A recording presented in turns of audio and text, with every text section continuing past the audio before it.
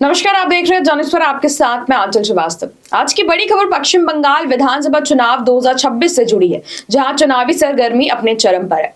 Bharatiya Janata party ने चुनाव से पहले अपना बहुप्रतीक्षित संकल्प पत्र जारी कर दिया है। पार्टी ने इसे भरोसे का शपथ पत्र नाम दिया है और इसके जरिए जनता के सामने विकास, सुरक्षा और रोजगार का बड़ा विजन पेश किया गया है। इस संकल्प पत्र को जारी किया है केंद्रीय गृह मंत्री अमित शाह ने। उन्होंने इसे पश्चिम बंगाल के लोगों के लिए विश्वास का दस्तावेज बताया है। अमित शाह ने कहा है कि ये संकल्प पत्र न सिर्फ नई उम्मीद देगा, बल्कि राज्य को निराशा और भय के माहौल से बाहर निकालने का रोड मैप भी पेश करता है। अमित शाह ने अपने संबोधन में सीधे तौर पर मुख्यमंत्री ममता बनर्जी और उनकी सरकार पर निशाना साधा है। उन्होंने आरोप लगाया है कि राज्य में डर का माहौल है और जनता अब बदलाव चाहती है। अब बात करते हैं बीजेपी के संकल्प पत्र में किए गए बड़े ऐलानों की। सबसे पहला ऐलान, घुसपैठ का मुद्दा। बीजेपी ने साफ कहा है कि उनकी सरकार बनने पर जीरो टॉलरेंस नीति अपनाई जाएगी। इसके तहत डिटेक्ट, डिलीट और डिपोर्ट यानी घुसपैठियों की पहचान, नाम हटाना और उन्हें वापस भेजने की कार्रवाई की जाएगी। सरकारी कर्मचारियों, पेंशन भोगियों के लिए भी बड़ा वादा किया गया है। पार्टी ने महंगाई भत्ता यानी डीए सुनिश्चित करने की बात कही है और सरकार बनने के 45 दिनों के भीतर 7वां वेतन लागू करने का भी आश्वासन दिया गया है। महिलाओं के लिए बीजेपी ने बड़ा ऐलान किया है। हर महीने महिलाओं के बैंक के खाते में 3,000 रुपए देने का वादा किया गया है। इसके अलावा महिलाओं के लिए मुफ्त बस सेवा, हेल्प डेस्क और गर्भवती महिलाओं को 21,000 रुपए की सहायता देने की भी योजना शामिल है। वहीं युवाओं के लिए बेरोजगारी भत्ता हर महीने 3,000 रुपए देने की बात कही गई है, ताकि रोजगार मिलने तक उन्हें आर्थिक सहारा मिल सके। स्वास्थ्य क्षेत्रों में बड़ा बदलाव लाने का दावा किया गया है। बीजेपी ने राज्य में आयुष्मान भारत योजना लागू करने की घोषणा की है। इससे गरीब और जरूरतमंद लोगों को इलाज में राहत मिलने की उम्मीद जताई जा रही है। इसके साथ ही समान नागरिक संहिता यानी यूनिफॉर्म सिविल कोड को 6 महीने के भीतर लागू करने की दिशा में काम करने की बात कही गई है।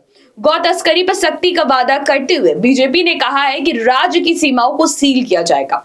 कानून व्यवस्था सुधारने के लिए टीएमसी सरकार के कार्यकाल पर श्वेत पत्र लाने और राजनीतिक हिंसा की जांच के लिए रिटायर्ड जज की अध्यक्षता में आयोग गठित करने की बात कही गई है। अब बात करते हैं विकास की। बीजेपी ने कोलकाता को विश्व स्तरीय शहर बनाने का लक्ष्य रखा। इसके तहत मेट्रो नेटवर्क का विस्तार, पुलों को मजबूत करने का कार्यक्रम और बंदरगाहों, खास तौर पर हल्दिया पोर्ट का विकास शामिल है। व्यापार को आसान बनाने और सिंडिकेट सिस्टम खत्म करने का वादा भी किया गया है, जिससे उद्योग और निवेश को बढ़ावा मिलेगा। महिलाओं को आत्मनिर्भर बनाने के लिए 45 लाख लखपति दीदी तैयार करने का लक्ष्य रखा गया है। साथ ही बंगाल की सांस्कृतिक विरासत को बढ़ावा देने के लिए वंदे मातरम म्यूजियम और वंदे मातरम मिशन की भी घोषणा की गई है। किसानों के लिए खास योजनाएं बनाई गई हैं। आलू, धान और आम की खेती करने वाले किसानों को राहत देने की बात कही गई है। चाय उद्योग को मजबूत करने चाय बागानों के पुनर्विकास पर भी जोर दिया गया है।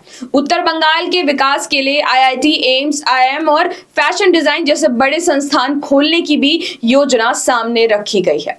अमित शाह ने कहा है कि पिछले 10 वर्षों में बीजेपी ने एक मजबूत विपक्ष की भूमिका निभाई है और अब जनता बदलाव के लिए तैयार है। उन्होंने नरेंद्र मोदी के नेतृत्व का जिक्र करते हुए कहा है कि देश में भ्रष्टाचार मुक्त शासन का मॉडल पेश किया गया है और इसी मॉडल को बंगाल में लागू किया जाएगा। बीजेपी ने पहले ही राज्य सरकार के खिलाफ एक चार्जशीट पेश की थी और इस संकल्प पत्र को जनता के भरोसे का प्रतीक बताया जा रहा है। तो कुल मिलाकर बीजेपी ने अपने संकल्प पत्र के जरिए विकास, सुरक्षा, महिला सशक्तिकरण और रोजगार के बड़े वादों के साथ चुनावी मुकाबलों को और तेज कर दिया है। अब देखना यह होगा कि जनता इस भरोसे के शपथ पत्र पर कितना ज्यादा विश्वास जताती है। तो ऐसे देश और दुनिया की बड़ी खबरों पर नजर रखने के लिए आप जुड़े रहिए जर्नलिस्ट के साथ। नमस्कार।